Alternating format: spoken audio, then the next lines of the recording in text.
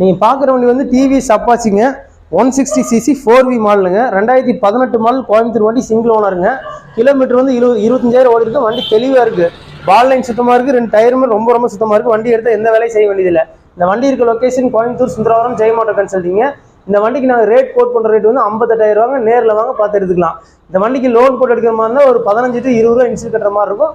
நேரில் பார்த்து வந்து எடுத்துக்கோங்க. வண்டி நல்லா இருக்குது.